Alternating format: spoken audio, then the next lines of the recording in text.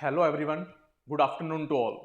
जैसे आप सभी लोगों ने थंबनेल देख ही लिया होगा, आज हम इस वीडियो में 21 अगस्त 2026 को जो यूपीएससी का एसए पेपर होना है उसके लिए कोल्ड स्टार्ट एक्सरसाइज करेंगे। कोल्ड स्टार्ट एक्सरसाइज क्या है, उससे पहले मैं आपको ये बताना चाहता हूँ कि जो ये वीडियो है उन सभी कैंडिडेट्स के लिए है जो यूपीएससी एसए के लिए तो अपियर कर ही रहे हैं इसी बार मेंस के लिए, लेकिन जिनका प्रीलिम्स क्लियर नहीं हुआ था एंड वो एस्पायर कर रहे हैं कि 2027 में उन्होंने दोबारा से प्रीलिम्स देना है और मेंस देना ही है, तो उन कैंडिडेट्स के लिए भी ये वीडियो इंपॉर्टेंट है। तो हम स्टार्ट करते हैं कि कोल्ड एक्सरसाइज कोल्ड स्टार्ट क्या है। तो देखिए आपको स्क्रीन के ऊपर ये 8 एसेस दिख रहे होंगे जिसको मैंने नेम किया है यूपीएससी 2026 एसे पेपर प्रिडिक्टर। तो आपको करना क्या है, कोल्ड स्टार्ट में आपने इन एसेस के ऊपर ब्रेनस्टॉर्मिंग करनी है।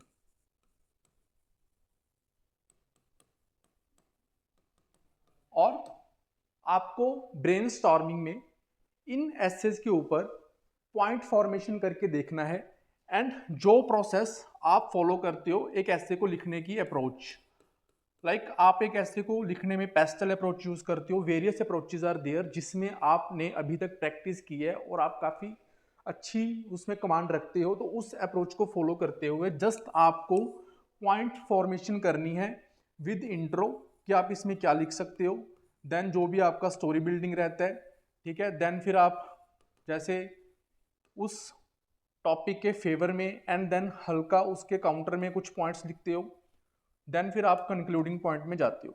तो आपको ये वाली एक्सरसाइज करनी है जिसको हम ब्रेनस्टॉर्मिंग कहते हैं। मेन चीज इसमें क्या है, आप कुछ भी राइट नहीं करोगे, आपको राइट नहीं करना है, आपको इवेल्युएट भी नहीं करवाना है। ये सिर्फ एक इस टाइप की एक्सरसाइज है जिससे आपको क्या होगा, एक कॉन्फिडेंट आएगा कि कोई भी टॉपिक मेरे को अगर पेपर में मिलेगा तो मैं उसके ऊपर राइट कर सकता हूं।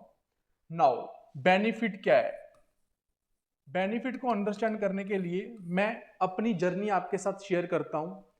मैंने यूपीएससी के 3 मेंस लिखे हैं, तो उसमें से अगर हम बात करें तो 2 टाइम्स मेरा एसए का स्कोर अच्छा रहा और 1 टाइम एसए का स्कोर ड्रॉप किया। ड्रॉप जब ये किया स्कोर, तो मैंने ये एनालाइज कर लिया था कि मैंने ये वाली एक्सरसाइज फॉलो नहीं की थी एंड मैं एक आइडियल रेंज में जाने की कोशिश कर रहा था, दैट इज 140 टू 150।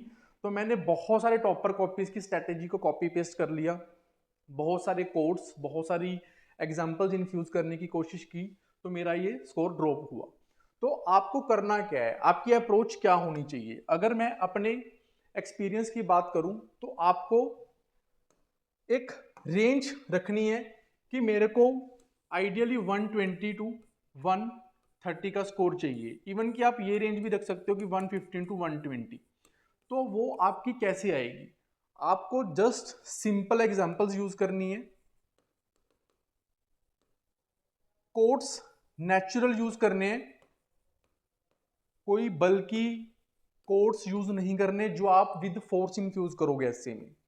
कंक्लूजन में आपको याद रखना है कि आप रेपिटेशन नहीं करोगे, सिंपल कंक्लूजन चल जाएगा लेकिन आप रेपिटेशन ऑफ कंटेंट नहीं करोगे जो आप पहले के 8 या 9 पेजेस में कर चुके हो, जो कंटेंट आप लिख चुके हो।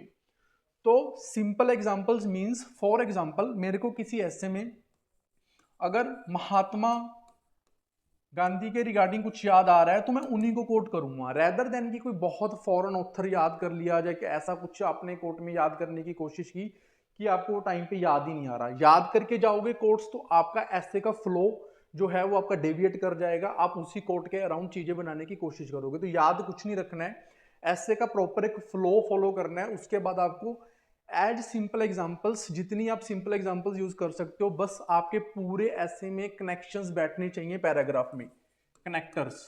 एंड वो कनेक्टर आपका एग्जामिनर के साथ भी होना चाहिए कि जो एग्जामिनर आपका ऐसे पढ़ रहा है उसको वो ऐसे कनेक्टर लगे कि आप किसी एक आइडिया को कितना अच्छा किसी बंदे को समझा सकते हो। ऐसे पेपर आपका वोकेबुलरी का, आपका इंग्लिश लैंग्वेज का पेपर नहीं है कि आप उसमें कितने एक्सपर्ट हो। इट इज अबाउट एक आपको आइडिया दिया हुआ है, उस आइडिया में आप कितने अच्छे से उसको समझ के किसी भी बंदे को ट्रांसफर कर सकते हो कि हाँ ये वाला आइडिया मेरे को समझ आ गया। तो that is all about SA exercise. मेरा टारगेट हमेशा 120 के राउंड रहा और मैं इसको इजीली ही अचीव कर पाया, ठीक है, क्योंकि बहुत एक सिंपल अप्रोच रखी थी।